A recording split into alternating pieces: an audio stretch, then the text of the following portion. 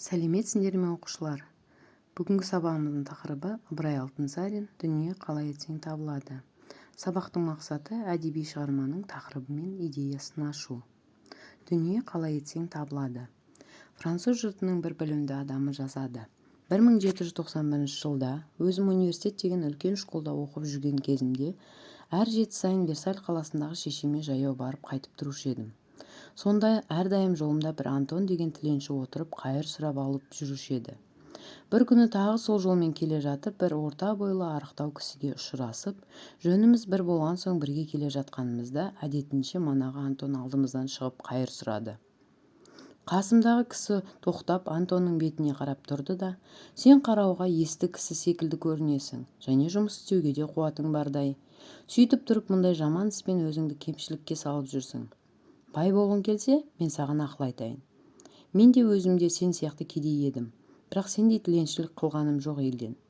Қала-қаладан жүрдім, ол шүберектерді апарып, қағаз істейтін фабрикаларға сатып, сонымен азды-көпті ақша болған соң бір есек, бір арба сатып алдым.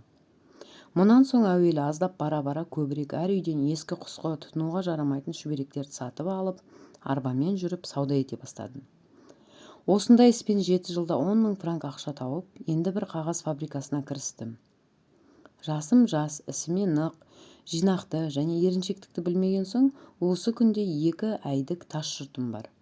Фабрикамды балама бердім, үмітім бар, балам да аштық көре алмас деген. Себебі баламды да жасынан бос жүруге, еріншектікке, қиналмай мал табуға үйретпедім. Осы айтқанымша, машақаттанудан қашпасаң, сен де бай боласың, Антон деді, жөніне жүріп кетті. Антон бұл сөздерді естіген соң терең ойға қалып, қайыр сұрауында ұмытып кетіп қалды. 1815 жылда Брюссель деген қаладан өтіп бара жатып, бір кітап сататын үлкен дүкенге кірдім. Дүкеннің ішінде бірнеше приказчиктерге олай-бұлай етіңіз деп бұйырып тұрған бір купецтің кескіні көңіліме таныс реуішті көрінді. Сөйтіп тұрғанымда әлгі кісі мені көріп, бетіме қарап тұрды да қасыма келіп айтты: «Айып етпеңіз, сұраймын. Мұнан 25 жыл бұрын сіз оқып жүріп, жұма сайын Версальдағы үйіңізге барып жүрген жеріңіз бар ме еді?» Сонда ойыма түсіп таң қалдым. «Сен Антонбысың?» дедім. «Рас», деді Антон. «Мен сондағы көрген тіленші Антоныңыздың өзімін. Сол жүргеніңіздегі бір күн қасыңызда бірге жолыққан кісінің айтқандары көңіліме кіріп кетіп, тіленшілікті тастап, жұмысқа кірістім. Ісіме нық, малыма күтімді болдым. Ақырында сол кісінің айтқаны келіп, мінекей осы зор дүкеннің иесі болдым», деді. Ендеше балалар, тақырыпты түсініп болсақ, сөздікпен жұмыс жасайық. Версаль, Франциядағы қала атауы. Тіленші, қайыр сұрайтын адам.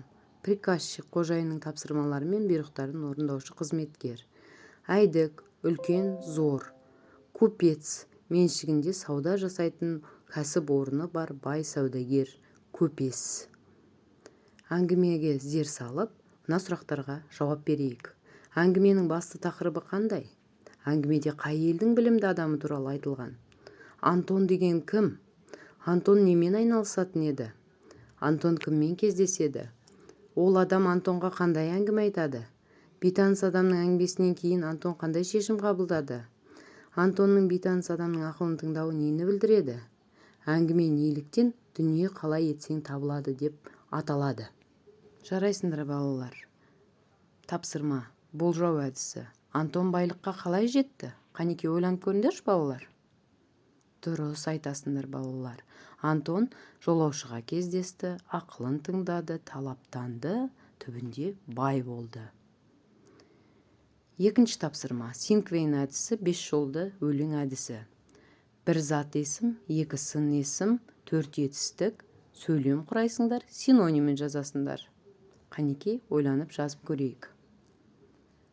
Жазып болсақ, жауабымен сәйкестендіріп көрейік. Зат есім Антон, сын есім мейірімді, пысық, етістік тыным таппайды, күнін босқа өткізбейді, еңбектеніп ақша табады, ешкімге тәуелді болмайды. Сөйлем құрау, қиындықты жеңу, ерлік.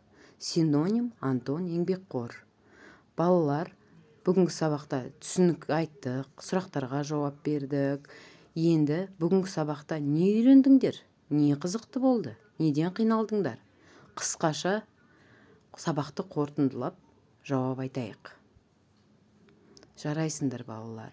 Ендеше үйге тапсырма әңгімені оқып, еңбек туралы мақал-мәтелдер жаттап келесіңдер. Сау болыңдар.